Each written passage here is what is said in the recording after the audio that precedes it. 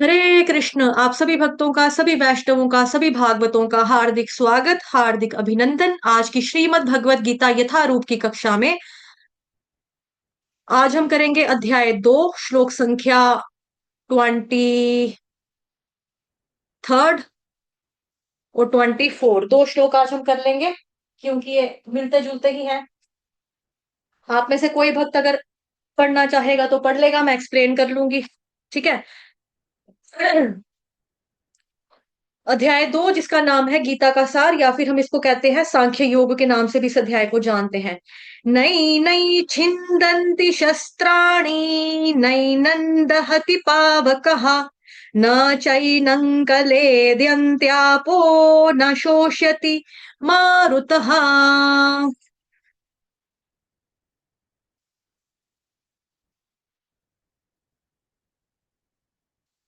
अनुवाद और तात्पर्य जगत गुरु श्रील प्रभुपाद द्वारा। श्रील प्रभुपाद की जय। ये बहुत ध्यान से सुनेंगे, बहुत ध्यान पूर्वक पढ़ेंगे, फोकस रखेंगे। यह आत्मा ना तो कभी किसी शस्त्र द्वारा खंड खंड किया जा सकता है, न अग्नि के द्वारा जलाया जा सकता है, न जल के द्वारा भिगोया या वायु के द्वारा सुखाया जा सकता है। तात्पर्य जगत गुरु श्रील प्रभुपाद द्वारा। श्रील प्रभुपाद की जय।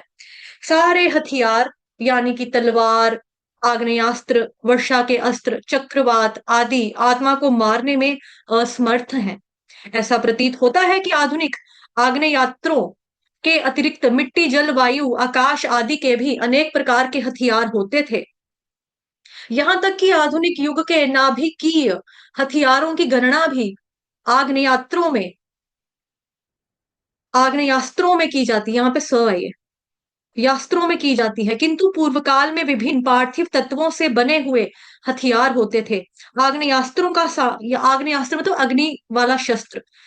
आग्नेयास्त्रों का सामना जल के वनु हथियारों से किया जाता था, जो आधुनिक विज्ञान के लिए अज्ञात है। आप लोगों को याद होगा जब हम छोटे होते थे ना, टीवी के ऊपर महाभारत और रामायण देखते थे। एक तीर यहां से आता था, दूसरा तीर यहां से आता था, एक तीर आता है वहां पे आग वाला, झी झी झी, अग्नि आई, दूसरा दूसरा तीर आ गया बारिश वाला, बारिश से क्या हो गया, बारिश हुई, अग्नि की उसकी फुस होगी, आग जो थी वो बुझ गई। है ना? ऐसे हम महाभारत में, रामायण में देखते थे, यहाँ से एक पार्टी ने तीर छोड़ा, आग वाला टल टल टल टल आग, यहाँ से पानी वाला तीर आ गया, पानी ने क्या किया, आग को बुझा दिया, ये वाला तीर फुस हो गया, गायब हो गया। तो ऐसे हम जो लड़ाई होती थी हम देखते थे टीवी में, महाभारत में, उसी तरह से बताया जा रहा है। लेकिन यहाँ पे क्या बताई जा रही है बेसिकली, कि विज्ञान के लिए अज्ञात है कि ऐसा कैसे होता था। आधुनिक विज्ञान को चक्रवात, चक्रवात यानी कि क्या हो गया, जैसे हम सुनामी वगैरह लाते हैं ना, सुनामी हम नहीं लाते हैं बेसिकली, ये तो नेचुरल डिसास्टर है एक तरह का। चक्रवात आ गया जो गोल गोल गोल गोल गोल गोल घूमकती है, हवा, क्या बोलते हैं उसको, सैंड, जो रेत नहीं घूमती है गोल गोल गोल गोल, चक्रवात कहते हैं उसको हिंदी में। सैंड स्टॉर्म क्या कहते हैं उसको, गोल गोल गोल घुमकता है। एक राक्षस भी आया था ऐसे ही कृष्ण भगवान जी को मारने के लिए, गोल गोल गोल गोल घूमने घूमने वाला। तो वो क्या करता है कि मिट्टी में ही क्या करता है, तूफान मतलब आंधी, बोल आंधी टाइप बोलो, आप समझो उसको, आंधी टाइप आता है, ऐसी हवा नेरी चलाता है, तो गोल गोल बंदे को ऐसे करके घुमाकर ले जाता है। ठीक है। तो इस तरह से सारी चीजें थी। पहले पहले युद्ध प्रणालियां मतलब ऐसे ऐसे करके यूज हुआ करता था। लेकिन जो कुछ भी हो, ये चीजें भी जो है, आत्मा को ना तो कभी खंड खंड किया जा सकता है, आत्मा को नुकसान नहीं पहुंचा सकती है, ना किन्हीं वैज्ञानिक हथियारों से उसका संहार किया जा सकता है, चाहे उसकी संख्या कितनी ही क्यों ना हो। मायावादी इसकी व्याख्या नहीं कर सकते कि जीव किस प्रकार से अपने अज्ञान के कारण उत्पन्न हुआ और तत्पश्चात माया की शक्ति से आवृत हो गया। ना ही आदि परमात्मा से जीवों को विलग कर पाना संभव था। परंतु तो सारे जीव परमात्मा से विलग हुए अंश हैं। चूंकि वे सनातन अणु आत्मा है, अतः माया द्वारा आवृत होने की उनकी प्रवृत्ति स्वाभाविक है, और इस तरह से वे भगवान की संगति से पृथक हो जाते हैं। जिस प्रकार अग्नि के स्फुलिंग अग्नि से विलग हुए बुझ जाते हैं। अगर अग्नि का जो स्पार्क है ना, वो अगर अग्नि के साथ ही रहेगा तो वो चिंगारी अगर अग्नि से अलग नहीं होगी, वो जलती रहेगी, लेकिन अलग होगी तो चिंगारी बन के क्या हो जाएगी, फुस बुझ जाएगी। तो यद्यपि इन दोनों के गुण समान होते हैं, वराह पुराण में जीवों को परमात्मा का भिन्न अंश कहा गया है। श्रीमद् भगवद गीता के अनुसार भी वे शाश्वत रूप में ऐसे ही हैं। अतः मोह से मुक्त होकर भी जीव पृथक अस्तित्व रखता है, जैसा कि कृष्ण के द्वारा अर्जुन को दिए गए उपदेशों से स्पष्ट है। अर्जुन कृष्ण के उपदेश के कारण मुक्त तो हो गया, किंतु कभी भी कृष्ण से एकाकार नहीं हुआ।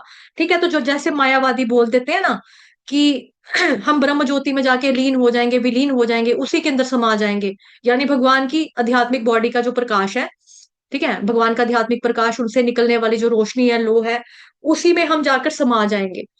तो ये वास्तव में ऐसा कभी भी नहीं होता है। ये कोई हिंदी पिक्चर नहीं है, मैं रंग शरबतों का तू मीठे घाट का पानी, है ना, मुझे खुद में घोल ले तू मेरी हर बात बन जानी। कोई नींबू पानी शिकंजवी यहाँ पे नहीं बनाया जा रहा है कि आपने पहले नींबू निचोड़ा, नींबू निचोड़ने के बाद थोड़ा सा नमक डाला, थोड़ा सा चीनी डाल दी, उसको घोला, पानी डाल के चलो जी शरबत बन गया और हम उसको पी गए। तो फिर क्या हो गया, पानी, पानी के अंदर क्या क्या समा गया, नमक, चीनी, काली मिर्च, सारा कुछ समा गया।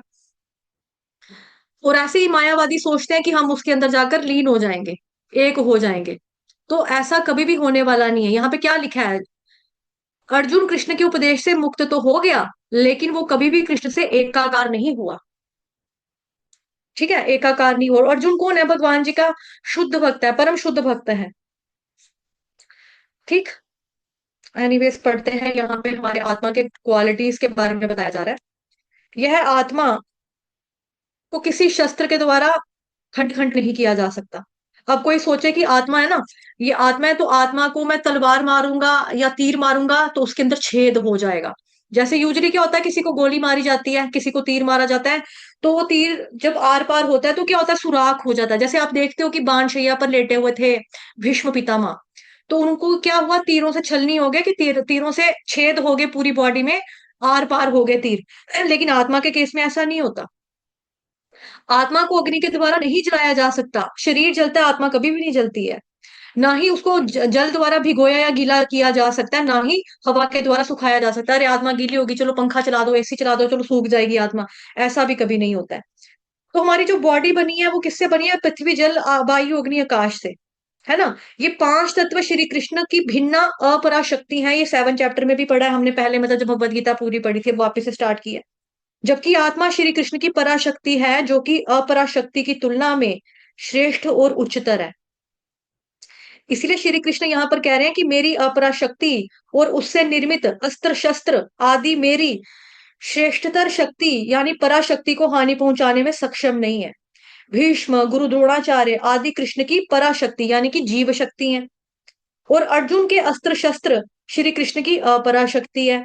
अतः श्री कृष्ण कह रहे हैं उसको, हे अर्जुन, तुम भीष्म पितामह को, गुरु द्रोणाचार्य को, मेरी पराशक्ति को नहीं मार रहे, अपितु उनके शरीर रूपी मेरी अपराशक्ति को तुम मार रहे हो। ये भगवान कृष्ण जो है अर्जुन को ये समझाने का प्रयास कर रहे हैं। अब थोड़ा सा जैसे इसको अगर हम देखें करें कि मतलब आत्मा को कभी भी शस्त्र शस्त्र नहीं, किसी शस्त्र के द्वारा खंड खंड नहीं किया जा सकता, ना जलाया जा सकता है, ना भिगोया जा सकता है पानी के द्वारा, ना ही सुखाया जा सकता है। थोड़ा कॉन्टेम्पलेट करिए कि मुझे ना तो कोई मतलब कि जैसे मैंने कल भी बताया था कि भाई अगर हम ये सोचे ना अपने आप को शरीर माने, जब तक हम शरीर मानेंगे तो शरीर मानकर हम क्या बोलेंगे, हैं मेरे को कोई भी आकर मार देगा, मेरे को कोई भी आकर काट के चला जाएगा, मेरे को कोई तीर से मार देगा, मेरे को कोई तलवार से काट के चला जाएगा, मेरे को कोई गोली मार देगा, मेरे को कोई बम से उड़ा देगा, मैं छत के ऊपर खड़ा होऊंगा, कोई मेरे को धक्का मार जाएगा, मैं पानी में तैर रहा हूँ, कोई मेरे को ऐसे करके डुबो देगा, मेरा सिर, मेरे को सांस नहीं आएगा, मैं पानी में डूब जाऊंगा, है उसके बाद कोई मेरे को सुखा देगा, कोई मेरे को जला देगा, कोई मेरे को सड़ा देगा, है ना। तो ये बातें अपने आप में क्या है, दहशत वाली बातें हैं, डरने वाली बातें हैं, डराने वाली बातें हैं। लेकिन दूसरी ओर जैसे ही व्यक्ति अपने आप को समझ लेता है कि भाई मैं आत्मा हूं, उसका कॉन्फिडेंस बढ़ जाता है। ठीक है, जब व्यक्ति सोचेगा कि भाई मैं आत्मा हूं तो मेरे को ना तो कोई जला सकता है, ना ही कोई मेरे को मार सकता है, ना ही कोई मेरे को काट सकता है, ना ही किसी तीर कमान से या तलवार से मेरे में छेद किए जा सकते हैं, ना ही कोई मेरे को कील ठोक कर मेरे में सुराख कर सकता है ना, ना ही तलवार से काट सकते हैं, ना ही पानी में डुबोकर मार सकता है, ना ही सुखाया जा सकता है, ना जलाया जा सकता है। तो ये वाली जो बात है ना, अपने आप में हमें कॉन्फिडेंस देने वाली बात है, और स्ट्रेंथ और ताकत देने वाली बात है कि हमें कोई मार ही नहीं सकता, है ना। ना तो कोई मेरे को काट सकता है, ना जला सकता है, ना भिगो सकता है, ना नष्ट कर, ना मैं कभी नष्ट हो सकता हूँ। तो इस चीज को सोच के हमारा आत्मविश्वास बढ़ जाता है। लेकिन दूसरी तरफ अगर हम शरीर सोचेंगे तो हमें फटाफट डर लगेगा कि है मेरे को तो कोई भी मार जाएगा, है ना। तो जब आप समझते हैं कि भाई मैं एक आत्मा हूं तो मेरे को कोई नहीं मार सकता, क्यों, क्योंकि मैं एक आत्मा हूं, तो ये हमारा आत्मविश्वास बढ़ाता है और आपको निर्भय बनाता है।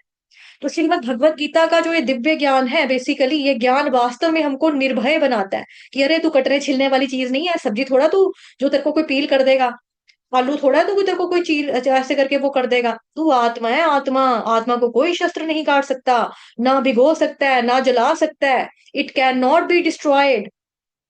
ठीक है, तो आप क्या हो? इनडिस्ट्रक्टेबल हो। तो ये बात अपने आप में कितना आत्मविश्वास देने वाली कि भी मेरा कभी विश्वास विनाश ही नहीं हो सकता, तो आत्मविश्वास आएगा, है ना? तो और जो निराकारवादी होते हैं, ये मानते हैं कि निराकार सब हो रहा है और माया ने आत्मा को काट दिया, काट कर अलग कर दिया और ये इंसान बन गया। दूसरा काट के अलग किया तो दूसरा इंसान बन गया, तीसरा काटा तो तीसरा बन गया। तो यहाँ पर भगवान बोल रहे हैं कि आत्मा को काटा नहीं जा सकता। तो ऐसा नहीं है कि पहले एक बूंदी का लड्डू था, इकट्ठा किया, फिर निराकार ब्रह्म की दृष्टि से देखा जाए तो ये इकट्ठा हो रखा था, फिर बूंदी बूंदी बूंदी बूंदी बूंदी बूंदी बूंदी बूंदी इस तरह से ये जीवात्माएं हो गई। यानी कि ये मान लो मेरे हाथ में लड्डू है, लड्डू किससे होता है? बूंदी से बना होता है ना। अब मैं बूंदी बूंदी अलग अलग करती जाऊं, ये बूंदी अलग होगी, बूंदी अलग होगी, बूंदी अलग होगी, बूंदी अलग होगी, बूंदी अलग होगी, तो ये सारे सारे क्या हो गए? सारी आत्मा बन गई। और जब बूंदी इकट्ठी होगी तो ये परमात्मा बन गई, है ना? ऐसा भी नहीं है। जैसे हम छोटे होते, आपको याद होगा 90s के, जब हम बच्चे थे तो हम टीवी में आता था, एक चिड़िया अनेक चिड़िया दाना चुगने बैठ गई थी।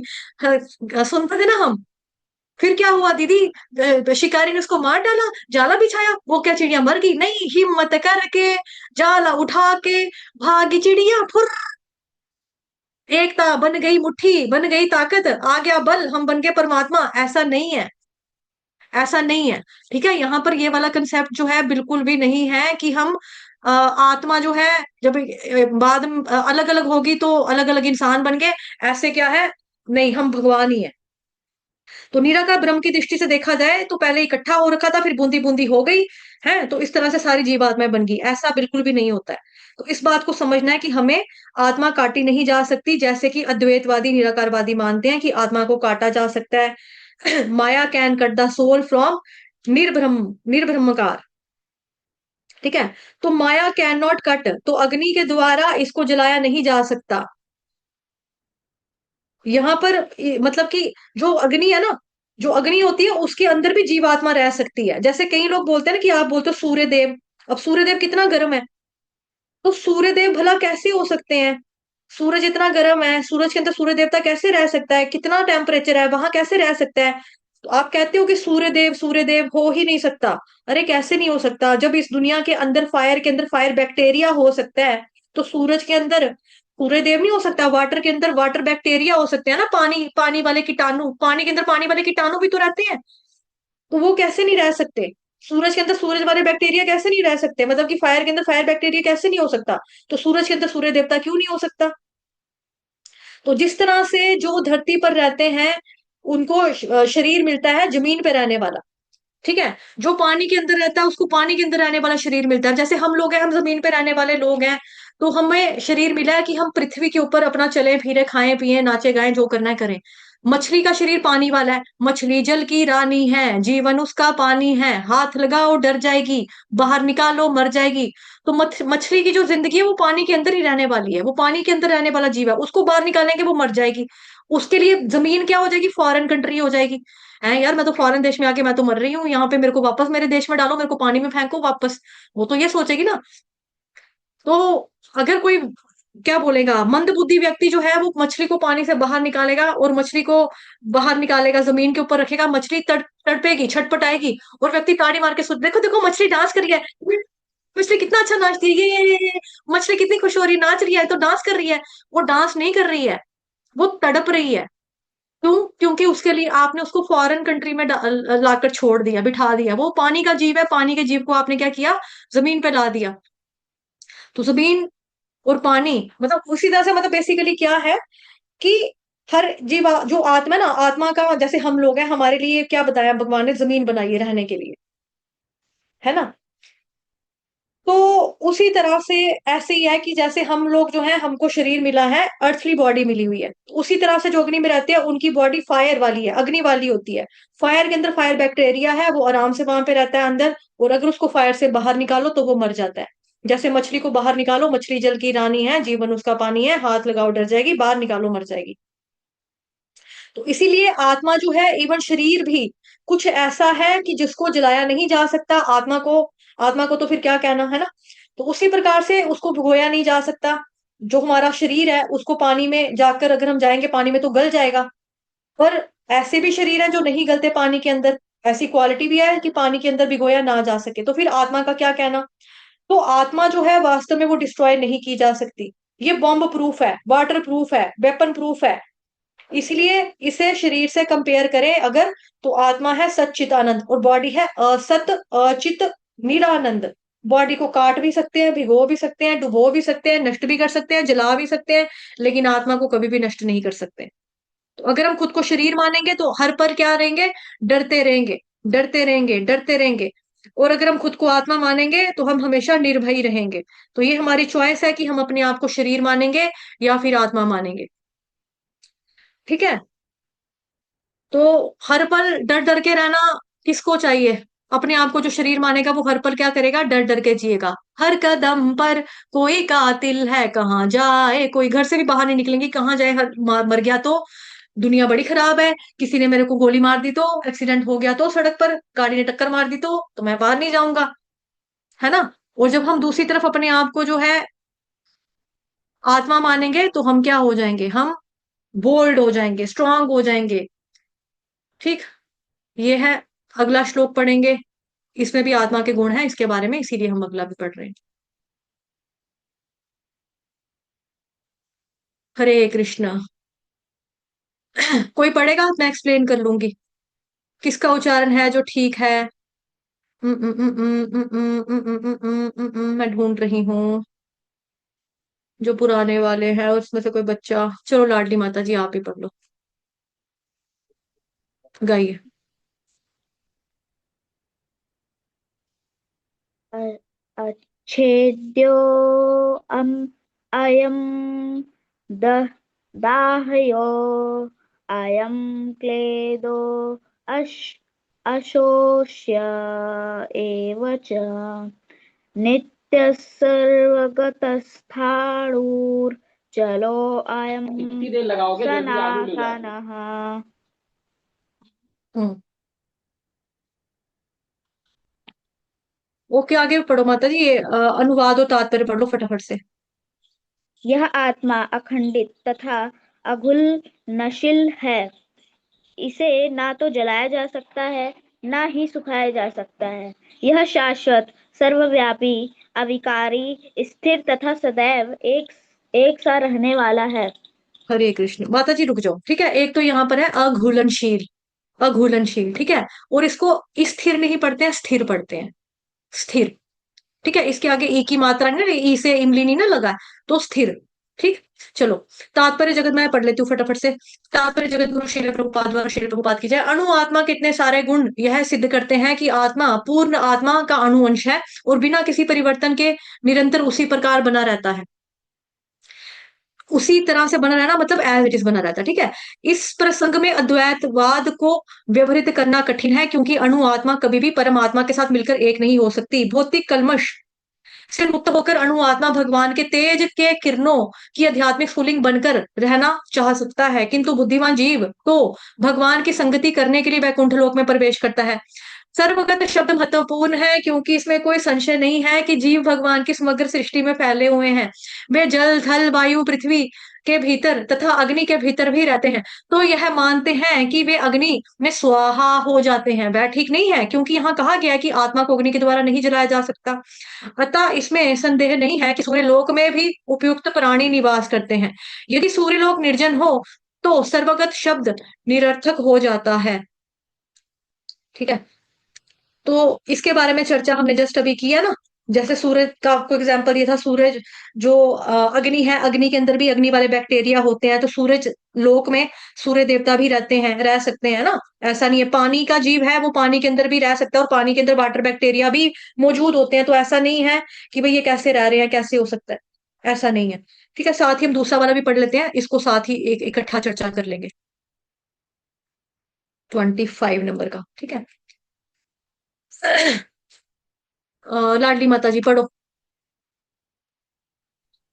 अव्यक्तो अयम चिन्त्यो अयम विकार्यो अयम अयम उच्यते तस्मादेव देवं विदित्वैनै नानुशोचित तुमर्हसि।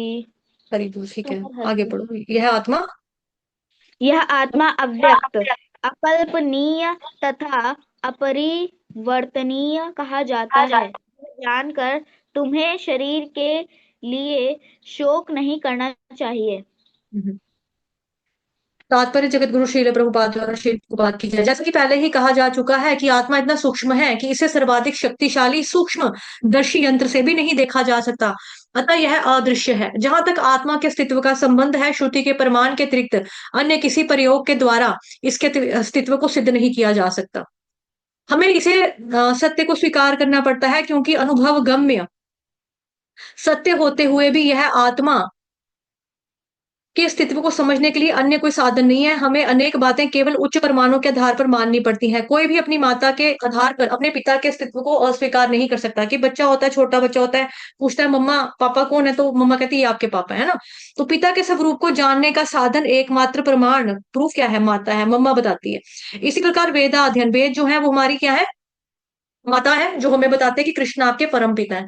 इसी प्रकार वेदाध्ययन के अतिरिक्त आत्मा को समझने का अन्य कोई उपाय नहीं है। हमें वेदों में यह भी पता लगता है कि आत्मा कौन है, आत्मा को कैसे समझे, वो वेद हमें समझाता है। दूसरे शब्दों में आत्मा मानवीय व्यवहारिक ज्ञान के द्वारा अकल्पनीय है।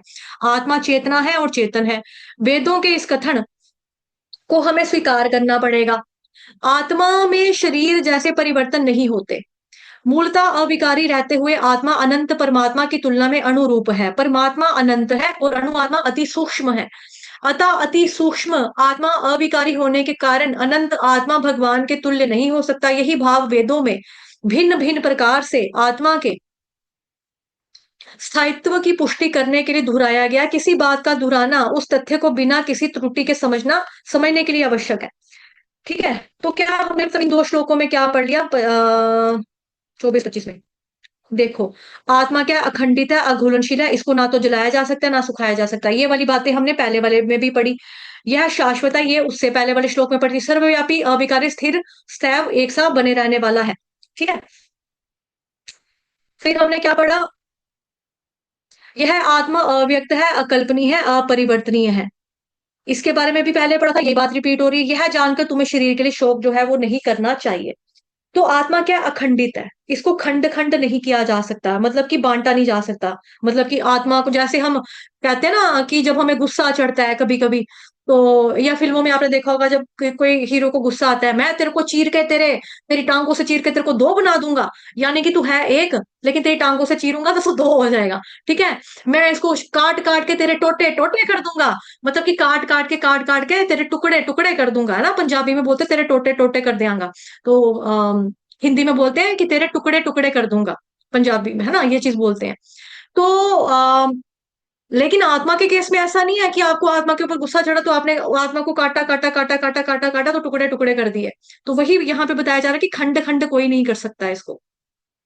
ठीक है, आत्मा जो है वो अखंड है, उसको कोई भी नहीं तोड़ सकता, उसके टुकड़े टुकड़े नहीं किए जा सकते। आत्मा शाश्वत है, परमानेंट है, सनातन है, और ये भूत वर्तमान भविष्य में सदैव विद्यमान रहती है। आत्मा थी, है और रहेगी। सर्वव्यापी आत्मा, अर्थात इतनी सूक्ष्म होते हुए भी पूरे शरीर में व्याप्त है। सर्वव्यापी का मतलब ये नहीं है कि आत्मा जो है, आत्मा मतलब मैं सोचूं कि सर्वव्यापी हूं तो मैं यहां पर हूं ना, तो मैं दिल्ली में भी हूं, मैं दिल्ली में हूं ना तो मैं मद्रास में भी हूं, मैं कलकत्ता में भी हूं। ऐसा नहीं है। सर्वव्यापी का मतलब है कि आत्मा हमारे शरीर के अंदर मौजूद है, लेकिन उसकी मौजूदगी पूरी की पूरी बॉडी के अंदर हमें महसूस होती है। मैंने सिर में खारिश करनी है, मैंने यूं किया, मैंने खारिश कर ली। मैंने अंगड़ाई लेनी है, मैंने यूं किया, मैंने अंगड़ाई ले ली। मैंने नाक में ये आंख में खारिश करनी है, मैंने आंख में खारिश कर ली। नाक में खुजली करनी है, नाक में खुजली कर ली। ठीक है, किसी को मैंने थप्पड़ मारना है, मैंने मार लिया, उसको भी एहसास हो रहा है, उसके अंदर आत्मा है। मेरे हाथ ने भी कुछ टच किया, फील किया, क्योंकि मेरे अंदर आत्मा है। तो इसकी चेतन शक्ति जो है पूरी बॉडी में मौजूद होती है। इस वजह से इसको बोला जाता है कि सर्वव्यापी, मतलब पूरी इसकी जो है पूरे शरीर में विद्यमान रहती है, संपूर्ण शरीर में विद्यमान है, सूक्ष्म है, बहुत छोटी है, लेकिन फिर भी सर्वव्यापी पूरे शरीर में है। अविकारी है, अपरिवर्तनीय है, चेंजलेस है, चेंज नहीं होती है। ठीक है। और इसमें किसी भी काल परिस्थिति में कोई भी विकार उत्पन्न नहीं होता। यानी मन की तरह आत्मा जो है वो चंचल नहीं होती है। मन में आज होता है ना, मन मेरा कह रहा है कि मैं समोसे खा लूं, अब मेरा मन कर रहा है कि मैं आइसक्रीम खा लूं, अब मेरा मन कर रहा है कि मैं गोलगप्पे खा लेता हूँ, अब मेरा मन कर रहा है मैं घूमने चला जाता हूँ, अब मेरा मन कर रहा है कि मैं थोड़ा रेस्ट कर लेता हूँ, अब मेरा मन टीवी देखने का कर रहा है। लेकिन आत्मा मन की तरह चंचल नहीं है, अव्यक्त, अर्थात दिखाई नहीं देती, है ना। अव्यक्त का मतलब क्या हो गया, नजर नहीं आती। आत्मा किसी को न दिखती नहीं है। तो अकल्पनीय आत्मा मतलब अकल्पनीय अर्थात आत्मा के विषय में कोई अनुमान नहीं लगाया जा सकता।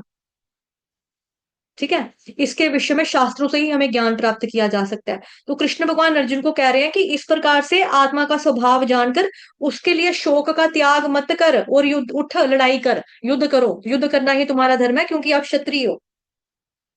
ठीक है। आप क्षत्रिय हो। तो आत्मा के अंदर क्या है, मतलब कि अविकारी, अपरिवर्तनीय, अविकारी अपरिवर्तनीय एक ही चीज है। जैसे दूध में अगर हम नींबू डाल देते हैं ना, उसके अंदर क्या आता है, विकार आ जाता है। यानी कि दूध से दूध फटेगा, फिर वो पनीर बन जाएगा। तो ये होता है विकार, यानी कि उसका तत्व अलग हो गया। जैसे दूध से हम दही भी बनाते हैं। किसी का पेट खराब हो तो उसको दूध पिलाओगे, पेट और ज्यादा खराब होगा। लेकिन दूध से बना हुआ दही खिलाओगे दम चावल के साथ, मतलब जीरे वाले चावल के साथ, तो वो ठीक हो जाएगा उसका पेट, क्योंकि उसमें विकार आ गया। तो मतलब उसका तत्व बदल गया, है ना। तो ये चीज, तो लेकिन आत्मा के केस में ऐसा जो है ये बिल्कुल नहीं है। आत्मा स्टेबल है, स्थिर है, स्थिर है। स्थिर वाला भी पढ़ा था ना ऊपर, ये रहा अविकारी। अविकारी नीचे भी पढ़ा, अपरिवर्तनीय को ही अविकारी बोलते हैं। स्थिर, स्थिर का मतलब होता है हमेशा एक सा रहता है, ये चेंज नहीं होती आत्मा, स्टेबल है। प्रकृति के 3 गुणों की वजह से हमारा शरीर भी अनस्टेबल हो रहा होता है, पर आत्मा जो है वो मतलब कि स्टेबल नहीं, मतलब वो स्टेबल रहती है आत्मा। तो आत्मा, जिस तरह से हम आत्मा के लेवल पर सोचना शुरू करेंगे, फिर हमारी सोच भी स्थिर हो जाएगी। वो सदैव एक सा रहने वाला है, यानी आत्मा हमेशा सेम रहती है। आत्मा में किसी भी तरह का कोई भी विकार नहीं होता, कोई चेंज नहीं होता।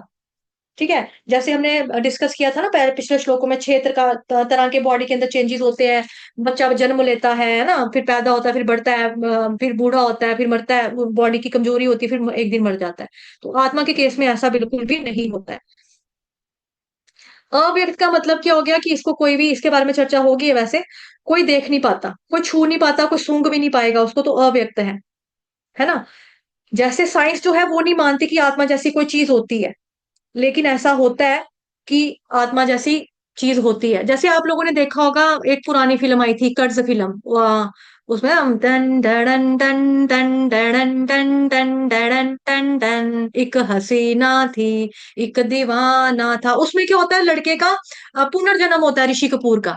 जब उसका पुनर्जन्म होता है तो उसको ये क्या बताया है कि वो कहता है कि जैसे ही मैं ये धुन बजाने लगा, मैं बेहोश हो गया, मेरे को चक्कर आ गया, मैं गिर गया। तो डॉक्टर उसको लगाते ना कुछ कुछ चिप्पे जैसी लगाते हैं, आपने देखा होगा फिल्म में, एक साइड से मशीन लगी होती है, तारे लगी होती है उसकी बॉडी में, यहाँ यहाँ यहाँ पूरी बॉडी में तारे तारे। उसको कहते हैं वापस से वो धुन बजा, तो तू देख तुझे क्या नजर आता है। वो धुन बजाता है, फिर उसको कहता है अरे यार मुझे काली माता का मंदिर याद आ रहा है, अरे यार मुझे एक लड़की कर मारी है, लड़की का चेहरा नहीं दिख रहा, पता नहीं बस इससे ज्यादा मैं देख नहीं पा रहा। वो बजाता बजाता गिटार बजाता बजाता, तो बेसिकली वो क्या था, वो पूर्व जन्म की स्मृति थी एनीवेज। लेकिन मैं आपको वो चिप वाला एग्जांपल से समझाने का प्रयत्न कर रही हूँ, कि जैसे आपने देखा था उस फिल्म में कि ऋषि कपूर को कुछ चिप्पे लगाई जाती है ना, वो गोल गोल टेप जैसी, जैसे आप वो भी करवाने जाते हो ना, क्या बोलते हैं आपका, अल्ट्रासाउंड, उसमें भी अल्ट्रासाउंड में, ईसीजी अल्ट्रासाउंड में भी वो गोल गोल गम जैसे पहले लगाते हैं, फिर आपके ऊपर गोल गोल कुछ टेप जैसे चिपकाते हैं, उसपे बटन लगे होते हैं, है ना।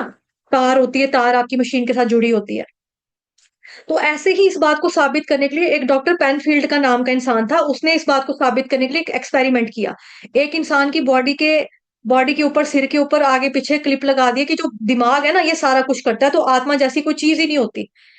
तो डॉक्टर पेनफील्ड ने उस व्यक्ति को बोला कि राइट हैंड उठाओ, तो उसने राइट हैंड उठाया। अब उसके दिमाग में एक्टिविटी हुई कि भाई हाँ, राइट हैंड उठाना है, तो उसने किया। उसको 2-3 बारी यही चीज बोलेगी, तो उसने उठाया हाथ। तो कंक्लूजन निकाला डॉक्टर ने कि अच्छा, तो ब्रेन का ये पर्टिकुलर हिस्सा राइट हैंड की एक्टिविटी से कनेक्टेड है। फिर डॉक्टर ने उसको बोला कि इलेक्ट्रॉनिकली उसी एरिया का एक्टिवेट किया, तो उसका राइट हैंड उठ गया। तो दोबारा से किया, फिर से वही एक्टिवेशन किया, तो फिर से हाथ उठ गया। उसने बोला हाँ ये हो रहा है, तभी कंफर्म हो गया कि आत्मा जैसी कोई चीज नहीं होती, सारा खेल खत्म हो गया। उसने बोला सारा खेल जो है ये खत्म है, बस आत्मा जैसी कोई चीज नहीं है, सारा खेल तो दिमाग का ही है बस। फिर डॉक्टर पेनफील्ड ने उस व्यक्ति से पूछा तो आपने कितनी बार हाथ उठाया? उसने बोला मेरा हाथ ना 6 बार उठा था। पहली 3 बारी जब मैंने हाथ उठाया था, अगली 3 बारी हाथ उठाया था, लेकिन वो हाथ मैंने नहीं उठाया था। वो कहता लेकिन तूने तो 6 बार हाथ उठाया। कहता हाँ, 6 बारी हाथ उठाया, 3 बारी मैंने आपके कहने के ऊपर हाथ उठाया, अगली 3 बारी हाथ मेरा अपने आप उठा था, मैंने आपके कहने पे हाथ नहीं उठाया।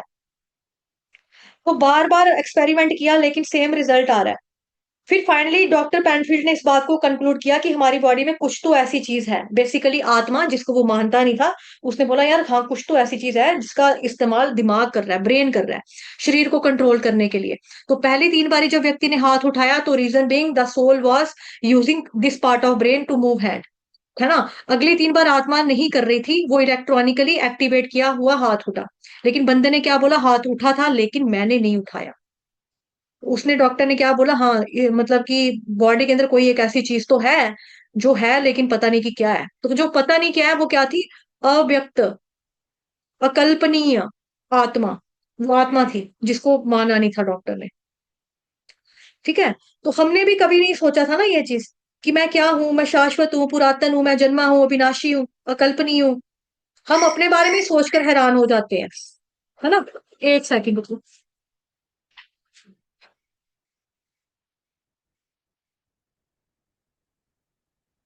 हम अपने बारे में सोचकर ही हैरान परेशान हो जाते हैं कि भाई हम क्या है। जैसे हम लोग सेल्फी लेते हैं, तो असल में वो सेल्फ है ही नहीं। वो फॉल्स सेल्फ के अंदर रियल सेल्फ रहता है, वो क्या है? आत्मा रियल सेल्फ है हमारी। तो इसीलिए अकल्पनीय है, इसीलिए अपरिवर्तनीय है।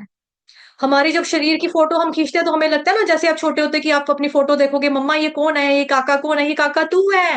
मम्मा काका मैंने फ्रॉक पहनी है। हाँ, तू पहले छोटा तो फ्रॉक पहनता था। अच्छा।